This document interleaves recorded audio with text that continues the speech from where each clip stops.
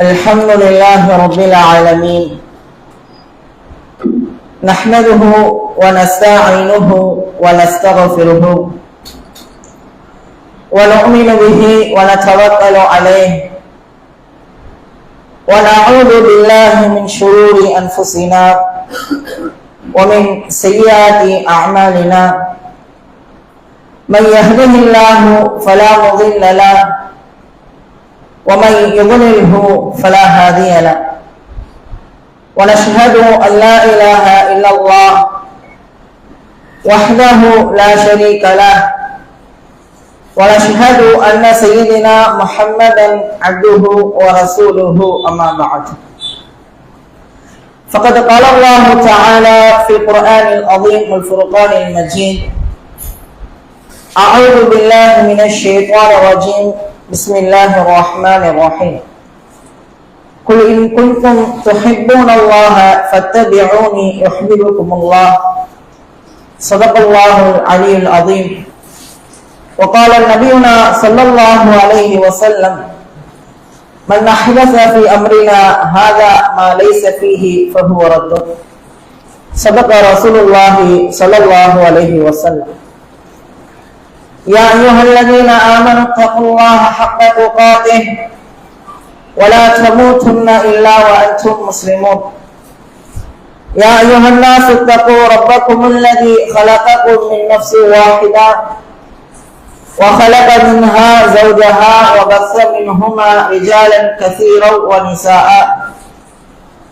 واتقوا الله الذي تساءلون به والأرحام إن الله كان عليكم رقيبا يا أيها الذين آمنوا اتقوا الله وقولوا قولا سديدا يصلح لكم أعمالكم ويغفر لكم ذنوبكم ومن يطع الله ورسوله فقد فاز فوزا عظيما وقال نبينا صلى الله عليه وسلم فإن أصدق الحديث كتاب الله وخير الهدي هدي محمد صلى الله عليه وسلم وشر الأمور محدثاتها وكل محدثة بدعة وكل بدعة ضلالة وكل ضلالة في النار அளவற்ற அருளாளனும் நிகரற்ற அன்புடையவனாகிய அல்லாஹ்வை போற்றி புகழ்ந்தவனாய் இறைவனின் தூதராய் இறுதி தூதராய் உலகத்திற்கு வந்த முஹம்மது ரசூல் ஸல்லல்லாஹு அலைஹி வஸல்லம் அவர்கள் மீதும் அவர்களின் வாழ்க்கை வழிமுறைகளை ஒளியாக பின்பற்றி நடந்த சத்திய சஹாபாக்கள் தாபியீன்கள் தபா தாபியீன்கள் நல்லோர்கள் குறிப்பாக இங்கு அமர்ந்துள்ள நம் அனைவர்கள் மீதும் அல்லாஹ்வின் அருளும் அன்பும் ஈரேற்றமும் என்றும் என்று நிலவட்டுமாக. அன்றைக்கினிய அல்லாஹ்வின் நல்லடியார்களே, அல்லாஹ்வினுடைய மாபெரும் கிருபையால் தீனுல் இஸ்லாத்தை நம்முடைய உயிருக்கும் மேலாக நாம் இதை சுமந்து கொண்டிருக்கின்றோம். கண்ணியமானவர்களே, அல்லாஹ்வினுடைய மாதங்களான ரபியுல் மாதத்தில் நாம் அனைவரும் இருக்கின்றோம். கண்ணியமானவர்களே, இறைவன் படைத்த மாதங்களில் புனிதமான மாதம் 4 மாதங்கள் தான். அதை தவிர்த்து மற்ற ஏழைய மாதங்கள் மிகவும் பொருட்படுத்தாத ஒரு மாதங்களாகத்தான் பார்க்கப்படுகின்றது.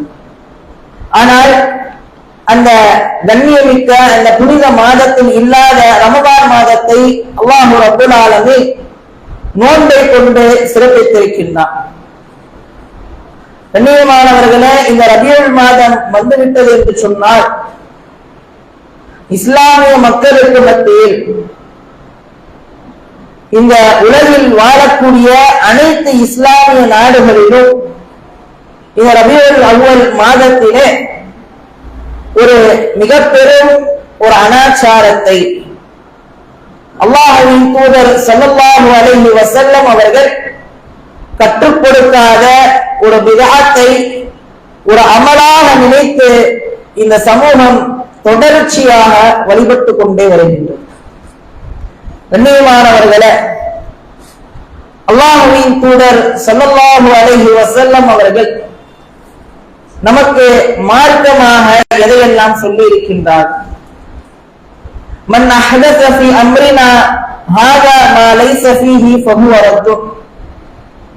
நம்முடைய மார்க்கத்தில் புதிதாக ஒன்று உருவாகின்றது என்று சொன்னால் அது ஃபஹுவ ரத்து, அது தவிர்க்கப்பட வேண்டியவை. அல்லாஹ் ரப்பல் ஆலமீன் தன்னுடைய தூதருடைய வாழ்க்கை வழிமுறையை சொல்லி காட்டும் பொழுது, குல் இன் குன்தும் துஹிப்பூனல்லாஹ ஃபத்தபிஊனி யுஹிப்புக்குமுல்லாஹ், நீங்கள் அல்லாஹ்வை விரும்புகின்றீர்கள் என்று சொன்னால், அல்லாஹ்வை நேசிக்கின்றீர்கள் என்று சொன்னால் உங்களுடைய தூதரை விரும்புங்கள், அவர் எந்த ஒரு செயலை செய்தாரோ அதையே கடைபிடியுங்கள் என்பதாக அல்லாஹ் ரப்பல் ஆலமீன் தெள்ளத்தெளிவாக சொல்லி காண்பித்து விட்டார். கண்ணியமானவர்களே, இப்படி அல்லாஹ்வும் அல்லாஹ்வின் தூதரும் மிகவும் தெளிவாக மார்க்கத்தை நமக்கு சொல்லி காண்பித்த பிறகும் கூட நம்முடைய மார்க்கத்தில் மேலாதிகளாக இருக்கக்கூடிய சில நபர்கள் முன் சென்ற அந்த மக்களுடைய வழிபாடுகளை அவ்வாறு எடுத்துக் கொண்டிருக்கின்றார். நம்முடைய மார்க்கம் இதைத்தான் உடைத்தது. அல்லாஹ்வின் தூதர் அவர்கள் அன்றைய அந்த முஸ்லிம்களிடத்தில் சொல்லி காண்பித்த ஒரு தகவல், அவர்களுடைய வணக்கசாலைகளை அவர்கள் வணங்கும் பொழுது அந்த பல தெய்வ கோட்பாடுகளை, பல தெய்வங்களை, பல சிலைகளை அவர்கள் வணங்கும் பொழுது, இவையெல்லாம் உங்களுடைய முன்னோர்கள் எங்களுக்கு கற்றுத் தந்தது என்பதாக அவர்கள் சொல்லும் பொழுது அல்லாஹ்வின் தூதர் அவர்கள் அதை உடைத்தெறிந்தார்கள். அவ்வாறெல்லாம் ஒரு மனிதன் ஒரு தெய்வத்தை வணங்கக்கூடாது. அவனுடைய சிந்தனையால் இறைவன் யார் என்று அவன் தெரிந்து கொள்ள வேண்டும், கடவுள் யார் என்று தெரிந்து கொள்ள வேண்டும். அதை அறிந்து அதற்கு பின்னால் அதன் மூலம் அவன் எதை தெரிந்து கொள்கின்றானோ அப்படிப்பட்ட அந்த கடவுளைத்தான் அவன் வணங்க வேண்டும் என்பதை அல்லாஹ்வின் தூதர் அவர்கள் அன்றே சொல்லி காண்பித்தார்கள். கண்ணியமானவர்களே, அப்படி அல்லாஹ்வின் தூதர் அவர்கள் அன்றே தோற்றுவித்த இப்படிப்பட்ட ஒரு முன்னோடி இன்று மீண்டும் மீண்டும் நம்முடைய சமுதாய மக்களுக்கு மத்தியில் நாம் சொல்லிக் கொண்டே இருக்கக்கூடிய ஒரு நிலைமைக்கு தள்ளப்பட்டு இருக்கிறோம். குறிப்பாக முஸ்லிம்களுக்கு மத்தியிலே, முஸ்லிம்களுக்கு மத்தியில் கிடையாது, முஸ்லிம்களுக்கு மத்தியில் கூட நம்முடைய உலமாக்கள் நமக்கு முன் சென்றவர்கள் இதைத்தான் அவர்கள் செய்தார்கள், நாங்கள் அதைத்தான் செய்து வருகின்றோம் என்ற ஒரு தகவலை இந்த மக்கள் தொடர்ச்சியாக சொல்லிக் கொண்டு வருகின்றார். கண்ணியமானவர்களே, இந்த சமூகம் அல்லாஹ்வின் தூதர் அவர்கள் சொல்லி காண்பித்த ஒரு தகவலுக்கு உரித்தானவர்கள். நம்முடைய சமுதாய மக்கள் பல பிரிவினர்களாக, கிட்டத்தட்ட 73 பிரிவுகளாக பிரிவார்கள். அதில் ஒரே ஒரு கூட்டம், நானும் என்னுடைய சகோதரர்களும் எந்த வழியில் இருக்கின்றோமோ அதை பின்பற்றக்கூடிய அந்த ஒற்றை சமூக மக்கள் தான் நாளை மறுமையில் சொர்க்கத்திற்கு செல்வார்கள் என்பதாக சொல்லி காண்பித்தார்கள். அவ்வாறு இன்றைய சமூகம் பல பிரிவுகளாக பிரிந்து கிடக்கக்கூடிய இந்த சூழ்நிலையில கண்ணியமானவர்களே சிந்தித்து பார்க்க வேண்டும். அல்லாஹ்வின் தூதர் அவர்களுடைய தோழர்களும் எந்த வழியில் நடந்தார்கள்? அல்லாஹ்வின் தூதர் அவர்கள் இறந்ததற்கு பின்னால் சஹாபாக்கள் 30 ஆண்டுகள் ஹிலாஃபத்தினுடைய ஆட்சியில் நடந்தது. அதற்கு பின்னால் தாபியீன்கள், தபா தாபியீன்கள் கிட்டத்தட்ட 300 ஆண்டு காலம் தொடர்ச்சியாக இந்த இஸ்லாமிய ஆட்சி இந்த உலகத்தில் இருக்கும் பொழுதெல்லாம் ஒரு முறை கூட அல்லாஹ்வின் தூதர் அவர்களுடைய வழிமுறை என்பது அந்த இடத்தில் தவறவில்லை. குறிப்பாக இது போன்ற மீளாது விழாக்கள் என்பது அன்றைய அந்த 300 ஆண்டுகளில் கொண்டாடப்படவில்லை. அதற்கு பின்னால் வந்த இஃப்திலாஃப்கள், பின்னால் வந்த கூட்டத்தார்கள், முஸ்லிம்களுக்கு எதிரிகள் யார் தெரியுமா? 2 பிரிவினர்கள் தான். ஒன்று தெளிவாக இருக்கக்கூடிய முஸ்லிம்கள், நம்மை கருவறுக்க வேண்டும் என்று எதிரியாக இருக்கக்கூடிய சில மக்கள், முஸ்லிம் அல்லாத மக்கள். ஆனால் முஸ்லிம் என்ற பெயரில் இன்னொரு ஒரு கூட்டமும் இருக்கின்றது. அவர்கள் கொள்கையால் வேறுபட்டவர்கள், அவர்கள் அகீதாவினால் வேறுபட்டவர்கள். அந்த மக்கள் தான் முனாஃபிகீன்களாய் நம்முடைய சமூகத்தில் ஒரு திருத்தத்தை, ஒரு பிரிவை உண்டாக்கி பல பிதஅத்துகளுக்கு முன்னோடிகளாய் திகழ்ந்தவர்கள். அல்லாஹ்வின் தூதர் அவர்கள் வஃபாத்தாகி 300 ஆண்டுகளுக்கு பின்னால் ஹிஜ்ரத்தினுடைய 362வது வருடம் ஃபாத்திமியாக்கள் என்று சொல்லக்கூடிய ஒரு கூட்டம் வருகின்றது. ஷியாக்களில் ஒரு பிரிவினர்கள். இவர்கள் தங்களை தாங்களே ஃபாத்திமா ரலியல்லாஹு அன்ஹா அவர்களுடைய குடும்பத்தார்கள், நாங்கள் அஹ்லு பைத்துகளை சார்ந்தவர்கள், ஹசன் ஹுசைன் ரலியல்லாஹு அன்ஹு அவர்கள் அனைவரும் எங்களுடைய தாத்தாமார்கள் என்பதாக சொல்லிக் கொண்ட ஒரு கூட்டத்தார்கள். ஆனால் உண்மையில் அவர்களுடைய வம்சத்தை சார்ந்தவர்கள் கிடையாது. இந்த மக்கள் எப்பொழுது ஆட்சிக்கு வருகின்றார்களோ, அப்பாசியினுடைய ஆட்சிகள் கலைந்து அந்த இடத்திற்கு ஆட்சி பொறுத்த இடத்தை இந்த ஃபாத்திமியன்கள் மக்களினுடைய ஆதரவுகளை பெற முடியவில்லை. இவர்களுடைய கொள்கைகளும் இவர்களுடைய கோட்பாடுகளும் இவர்களுடைய இந்த ஆட்சியும் மக்களை ஆர்வமூட்டவில்லை, மக்களை கவரவில்லை. இப்படியே சென்று கொண்டிருந்தால் மக்களுக்கு மத்தியில் செல்வாக்கை இவர்கள் இழந்து விடுவார்கள் என்ற ஒரு அச்சத்தில் ஏதோ ஒரு விஷயத்தை இந்த மக்களுக்கு மத்தியில் புகுத்த வேண்டும் என்பதாக நினைக்கின்றார்.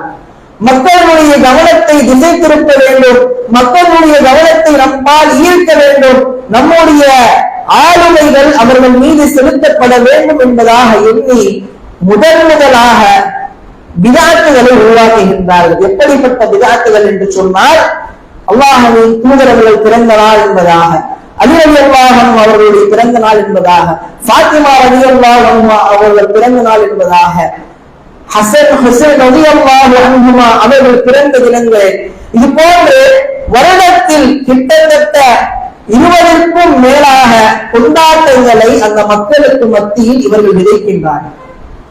மக்கள் அனைவரும் அந்த வருடம் முழுவதும் கொண்டாட்டங்களினால் நிரப்பப்படுவதனால் அந்த கொண்டாட்டங்களிலே கவனத்தை திசை திருப்புகின்றார்கள்.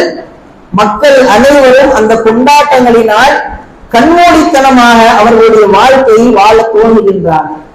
இப்படித்தான் மக்களை கவர வேண்டும் என்பதாக, மக்கள் மீது ஆதிக்கம் செலுத்த வேண்டும் என்பதாக, மக்களுடைய சிந்தனையை கெடுக்க வேண்டும் என்பதற்காக, மக்கள் சுயமாக சிந்திக்கவே கூடாது என்பதற்காக ஒரு கண்மூடித்தனமாக பல பிதாத்துகளை முதலாவதாக உருவாக்கியவர்கள் ஃபாத்திமியன்கள்.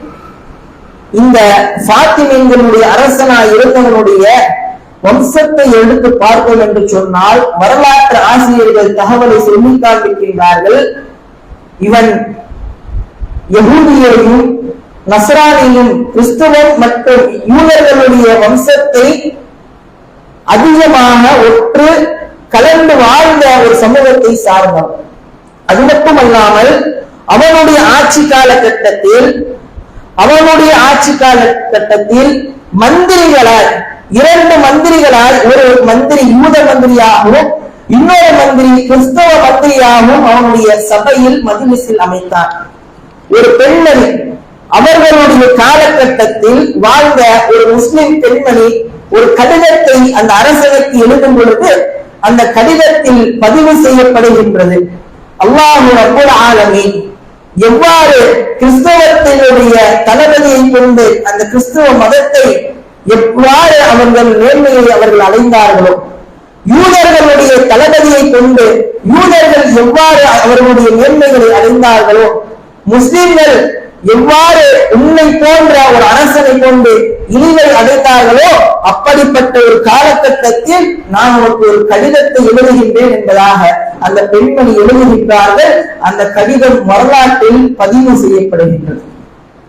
கண்ணியமானவர்களே, இவ்வாறு அவனுடைய அந்த வம்சவழி, அவனுடைய அந்த வரலாற்று தகவல் அனைத்தும் முஸ்லிம்களுக்கு எதிராகவே திரும்பக்கூடிய ஒரு சூழ்நிலையில் தான் அவன் பிறந்து வந்தான். அவனுடைய வம்சமும் அதைத்தான் சார்ந்து வந்தது.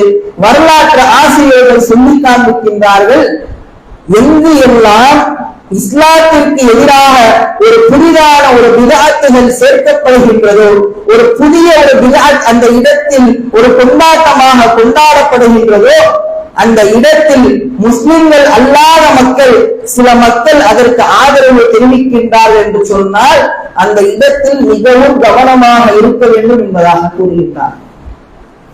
முஸ்லிம்கள் பிதஅத்தை எதிர்க்கும் பொழுது முஸ்லிம்களின் ஒரு கூட்டம் அந்த பிதஅத்தை ஆதரிக்கும். அதே நேரத்திலே முஸ்லிம் அல்லாத மக்கள் கூட அந்த பிதஅத்தை ஆதரித்து அந்த இடத்தில் அவர்களுக்கு துணையாக நிற்பார்கள். இது போன்ற ஒரு சூழ்நிலையை ஒரு காலகட்டத்தை நீங்கள் பார்த்தீர்கள் என்று சொன்னால் மிகவும் கவனமாக இருக்கும் என்பதாக உலமா பெருமக்கள் சொல்லி காண்பிக்கின்றார்கள். கண்ணியமானவர்களே, சற்று சிந்தித்து பார்க்க வேண்டும். இன்று நம்முடைய தமிழகத்தில் கொண்டாட்டங்கள், குறிப்பாக இந்த மிலாது விழாக்களுக்காக கொண்டாட்டங்கள் அவ்வப்போது நடந்து கொண்டு இருக்கின்றது அல்லவா?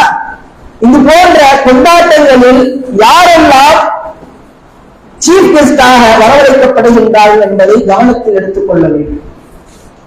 இஸ்லாம் அல்லாத மாற்று மதத்தை சார்ந்தவர்கள் ஊக்குவிப்பதற்காக இது போன்ற விழாக்களுக்கு வரப்படுகின்றார்கள், அவர்கள் ஆதரவை தெரிவிக்கின்றார்கள். ஆனால் உண்மையில் இஸ்லாமிய மார்க்கத்தை ஒரு மனிதன் தெள்ளத் தெளிவாக அந்த இஸ்லாமிய மக்களுக்கு அல்லாத மக்களிடத்தில் எடுத்து சொல்லும் பொழுது அந்த மக்கள் உண்மையில் எடுத்துக்கொள்ள மாட்டார்கள், அதற்கு ஆதரவு தெரிவிக்க மாட்டார்கள். வரலாறுகள் அதைத்தான் சொல்லி காண்பிக்கின்றது.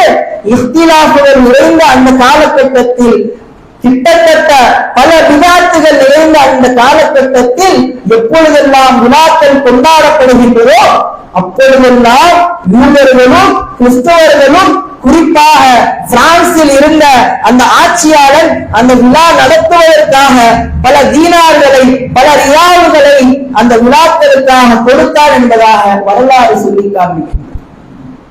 கண்ணியமானவர்களே, ஒரு விதத்தை தோற்றுவிப்பதற்காக இந்த இஸ்லாமிய சமூகம் எந்த ஒரு கொள்கையை சார்ந்தவர்களாக இருக்கின்றார்களோ அந்த கொள்கையிலிருந்து விலகி அவர்களுடைய சுய சிந்தனையை விட்டுவிட்டு அல்லாஹ்வின் தூதர் அவர்களுடைய வழிமுறைகளை விட்டுவிட்டு அவர்கள் விலகி வருகின்றார்கள் என்று சொன்னால், அந்த இடத்தில் ஒரு சமூகம் அவர்களுக்கு உதவுகின்றார்கள் என்று சொன்னால் நஅூது பில்லாஹ், அல்லாஹ் காப்பாற்ற வேண்டும். அந்த இடத்தில் மிகவும் கவனமாக இருக்க வேண்டும்.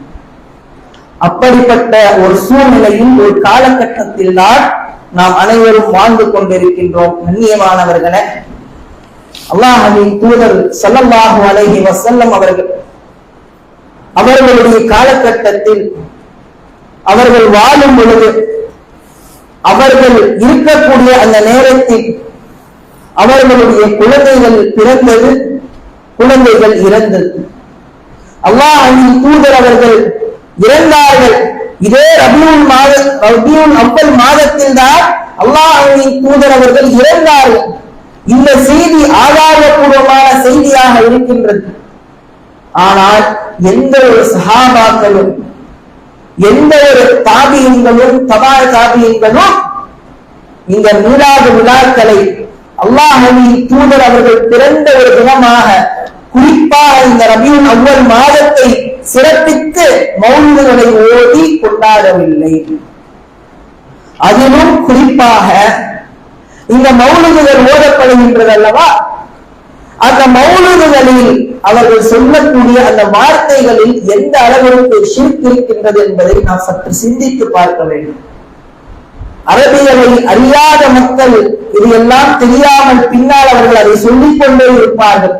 ஆனால் உண்மையில் அதனுடைய அர்த்தத்தை சற்று நாம் பார்த்தோம் என்று சொன்னால், அல்லாஹ்வின் தூதர் அவர்களிடத்தில் அவர்கள் பாவ மன்னிப்பை கேட்கின்றார்கள். அல்லாஹ்வின் தூதர் அவர்கள்தான் ஷிஃபாஅத்தை கொடுக்கின்றார்கள் என்பதாக கேட்கின்றார்கள். அல்லாஹ்வின் தூதர் அவர்கள் நாடினால்தான் ஒரு மக்களுக்கு நன்மை நடக்கும் என்பதாக அல்லாஹ் ரப்புல் ஆலமீனுடைய சிஃபாத்துகளை, அல்லாஹ் ரப்புல் ஆலமீனுடைய குணாதிசயங்களை அல்லாஹ்வின் தூதர் அவர்களுக்கு எடுத்து வைக்கின்றார். கண்ணியமானவர்களே, அல்லாஹ்வின் தூதர் அவர்கள் இதை கடுமையாக தடுத்தார்கள். எவ்வாறு சொன்னார்கள் தெரியுமா? எவ்வாறு கிறிஸ்தவர்கள் ஈசா அலைஹிஸ்ஸலாம் அவர்களை எந்த அளவிற்கு ஒரு கட்டத்தை தாண்டி அவர்கள் ஒரு எல்லையை தாண்டி புகழ்ந்தார்களோ அது போன்று என்னை புகழ்ந்து விடாதீர்கள், நிச்சயமாக அல்லாஹ் ரப்பல் ஆலமீன் என்னை குற்றம் பிடித்து விடுவான் என்பதாக அல்லாஹ்வின் தூதர் அவர்கள் உயிரோடு இருக்கும் பொழுது சஹாபாக்களிடத்தில் சொன்ன ஒரு தகவலாக இருக்கின்றது. கண்ணியமானவர்களே, இப்படிப்பட்ட தெளிவான தகவலை, இப்படிப்பட்ட தெளிவான ஹதீஸ்களை கொண்டிருக்கக்கூடிய நாம், நம்முடைய சமூக மக்கள் இது போன்ற பிதஅத்துகளினால் சூழப்பட்டுக் கொண்டிருக்கின்றார்கள். இது போன்ற இந்த காலகட்டத்தில், குறிப்பாக இந்த மாதத்தில் நம்மோடு வாழக்கூடிய மக்களை நாம் விழிப்புணர்வு கொடுத்து அவர்களுக்கு சிந்தனையை நாம் கொடுக்க வேண்டும். அல்லாஹ்வின் தூதர் அவர்கள் எப்பொழுதெல்லாம் சுத்பாக்களினுடைய மேடைகளில் ஏறுகின்றார்களோ அப்பொழுதெல்லாம் சொல்லி காண்பிப்பார்கள்,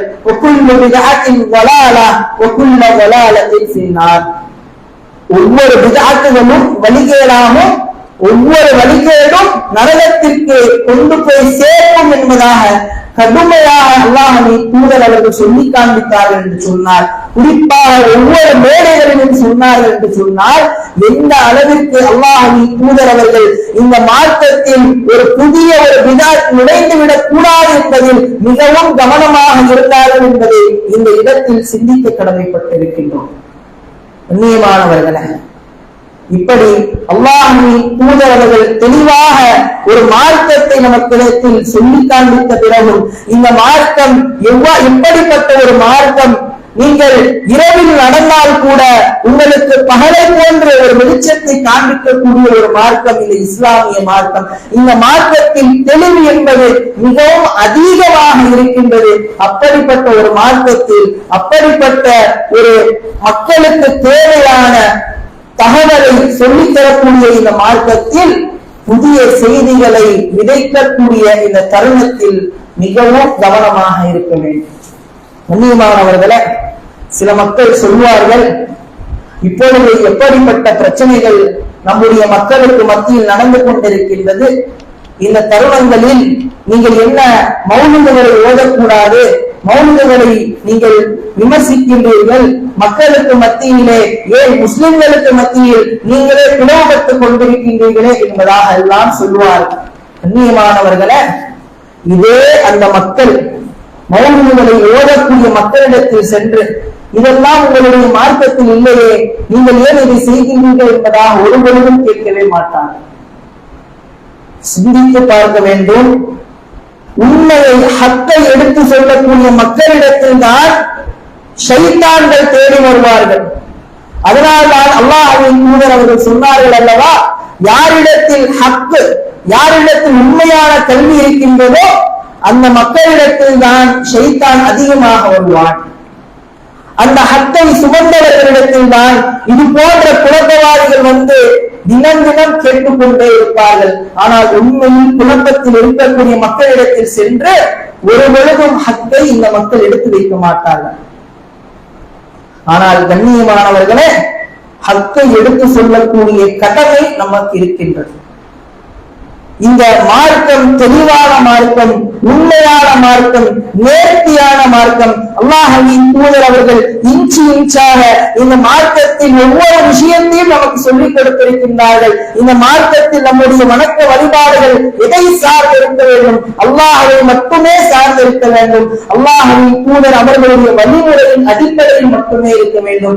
அல்லாஹ்வின் தூதர் அவர்களில் ஒரு பொழுதும் எல்லை மீறி புகழ்ந்துவிடக் கூடாது என்பதில் இந்த மார்க்கம் மிகவும் கவனமாகவும் உன்னிப்பாகவும் இருக்கின்றது. எனவே கண்ணியமானவர்களே, அல்லாஹ்வின் தூதர் அவர்கள் எதை நமக்கு கடுமையாகவும் எச்சரித்து நமக்கு ஒவ்வொரு குர்பாக்களிலும் சொல்லி காண்பித்தார்களோ அப்படிப்பட்ட பிதஅத்துகளில் இருந்து விலகி வாழ்ந்து நம்முடைய சமூக மக்களுக்கு விழிப்புணர்வு கொடுக்கக்கூடிய மக்களாய் அல்லாஹ் ரப்பல் ஆலமீன் நம் அனைவரையும் ஆற்றல் புரிவானாக.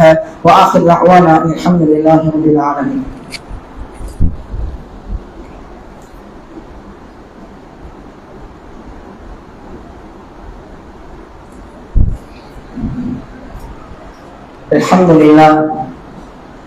Alhamdulillah Rabbil Alameen. Nahmaduhu wa nusalli ala rasulihil kareem, amma ba'd. அன்பிற்கினிய அல்லாஹ்வின் நல்லடியார்களே, எந்த அளவிற்கு இந்த மார்க்கம் பிதஅத்துகளினுடைய விஷயத்தில் கவனமாக இருக்க சொல்லியிருக்கின்றதோ, எச்சரித்து சொல்லி காண்பித்திருக்கின்றதோ, இந்த ரபியுல் அவ்வல் மாதத்தில் இந்த மக்கள் செய்யக்கூடிய புதிய வழிபாடுகளை வழிகேடுகளை நாம் எந்த அளவிற்கு தவிர்த்து நாம் இருக்க வேண்டுமோ, அதே நேரத்தில் அல்லாஹ்வின் தூதர் அவர்களுடைய வாழ்க்கை வரலாறுகளை நாம் படிக்க வேண்டும்.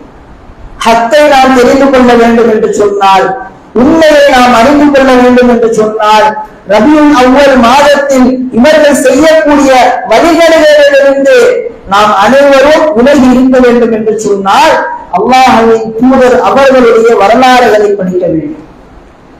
அல்லாஹ்வின் தூதர் அவர்களுடைய வாழ்க்கையில் எவ்வாறு வாழ்ந்தார்கள், இப்பொழுது நாம் எந்த அளவிற்கு இந்த முஸ்லிம், இந்த இஸ்லாமிய மக்கள், இஸ்லாமிய சமூக மக்கள் எங்கெல்லாம் செல்கின்றார்களோ அங்கெல்லாம் அவர்களுக்கு ஒரு தடை இருந்து கொண்டே இருக்கின்றது.